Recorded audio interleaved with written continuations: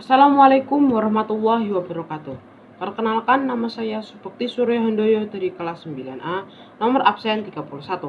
Pada kesempatan kali ini, saya akan mempresentasikan tentang seni patung. Patung dapat diartikan sebagai plastic art atau seni plastik, karena patung identik dengan sebuah cipta karya manusia yang meniru bentuk dan memiliki keindahan atau estetika. Patung bersifat 3 dimensi dan dapat dilihat dari segala arah. Secara umum, ada 3 jenis patung, yaitu patung sebagai fungsi personal, untuk mengekspresikan perasaan dan ungkapan pribadi termasuk tujuan religius atau ibadah. Kedua, patung sebagai fungsi sosial, digunakan untuk memperingati suatu kejadian atau mengingat jasa seseorang, biasanya berupa monumen. Kemudian ada patung sebagai fungsi fisik atau fungsi keindahan, digunakan untuk dinikmati keindahannya. Berikut ini adalah contoh-contohnya. Kemudian bentuk dan jenis patung. Dilihat dari perwujudannya, ragam seni patung modern dibagi menjadi: pertama, patung figuratif atau realisme atau representatif, merupakan tiruan dari bentuk alam, manusia, hewan, ataupun tumbuhan yang perwujudannya berdasarkan bentuk fisik, baik anatomi, proporsi, harmoni, dan kesatuan unity bentuk. Bentuk deformatif, yaitu perubahan bentuk alam yang diubah sedemikian rupa sehingga menghasilkan bentuk baru yang tidak meninggalkan bentuk aslinya. Kemudian ada bentuk non-figuratif atau bentuk abstrak, adalah bentuk yang tidak menampilkan bentuk alam, melainkan bentuk yang abstrak, yang mengolah elemen-elemen rupa trimata, seperti garis, bidang, dan ruang. Berikut ini adalah contoh-contohnya. Selanjutnya kita akan membahas bahan dan alat dalam membuat patung. Bahan-bahan untuk membuat patung diantaranya adalah bahan lunak, material yang empuk dan mudah untuk dibentuk.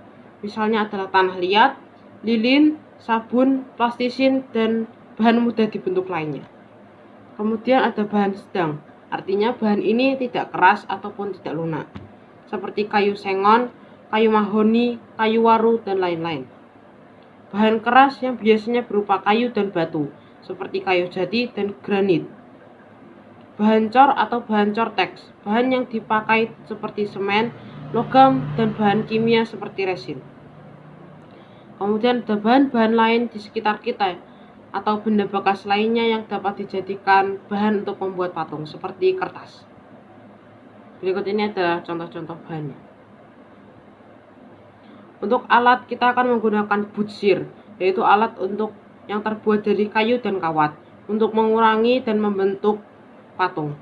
Kemudian kita akan menggunakan meja putar, yaitu meja bulat yang bisa berputar. Fungsinya memudahkan dalam mengontrol arah bentuk dari segala arah. Pahat adalah alat untuk membuat, mengurangi, dan membentuk bahan keras seperti batu dan kayu. Yang terakhir ada sendok adukan, berfungsi untuk mengambil adonan dan menempelkannya di kerangka patung. Teknik-teknik dalam berkarya seni patung. Teknik pahat, yaitu teknik mengurangi untuk membentuk bahan menggunakan alat pahat. Teknik butsir, yaitu membentuk benda dan mengurangi atau menambahkan bahan. Teknik cor, yaitu membuat karya seni dengan membuat alat cetakan, kemudian dituangkan adonan berupa semen, gips, dan sebagainya sehingga menghasilkan bentuk yang diinginkan. Teknik cetak sebenarnya hampir sama dengan teknik cor. Perbedaannya adalah teknik cor memiliki adonan yang lebih cair dan biasanya menggunakan bahan-bahan logam ataupun bahan-bahan yang mengandung mineral. Teknik cetak menggunakan adonan yang lebih lengket dan menggunakan cetakan yang mirip-mirip dengan teknik cor. Teknik assembling adalah membuat sebuah komposisi sambungan dari material seperti besi, logam, atau berbagai macam material seperti benda berikut: kertas dan kayu, dan lain-lain. Bisa dengan cara las listrik apabila menggunakan materi logam, atau menyambung dengan lem untuk mendapatkan bentuk tertentu. Berikut ini adalah contoh-contoh tekniknya. Nah, sekarang kita akan mempraktikkan berkarya seni patung. Pertama, patung berbahan lunak. Teknik yang digunakan adalah teknik membentuk. Langkah-langkahnya seperti berikut. Pertama, kita buat sebuah sketsa terlebih dahulu. Kemudian kita tentukan bahan lunaknya, misalnya tanah liat. Untuk jumlah bahan sesuaikan dengan desain dan sketsa yang telah kita buat. Sediakan alat seperti meja putar dan butsir. Tempatkan tanah liat di meja putar untuk memudahkan proses pengerjaan karena bisa diputar dan melihat perbandingan dari segala arah. Kemudian kita bentuk bahannya dengan cara memijat hingga membentuk model yang kita diinginkan dan kita sempurnakan dengan alat butsir atau lainnya. Terus kita tambahkan detail dan haluskan permukaan. Kemudian jemur hingga keras dan mengering. Untuk patung bahan keras, pertama kita sketsa terlebih dahulu seperti biasa. Kemudian kita siapkan bahan, kayu atau batu dengan ukuran yang sesuai dengan sketsa yang telah kita buat. Kita pindahkan pola di atas permukaan bahan tersebut. Kemudian kita akan lakukan pemotongan jika bahan tersebut masih terlalu besar. Apabila tidak, kita akan lakukan pembentukan sedikit demi sedikit dengan alat ukir hingga mendekati bentuk global. Setelah bentuk global jadi, kita akan berikan detail sesuai dengan sketsa yang kita buat. Haluskan dengan amplas. Akhiri dengan cat akrilik atau cat melamin.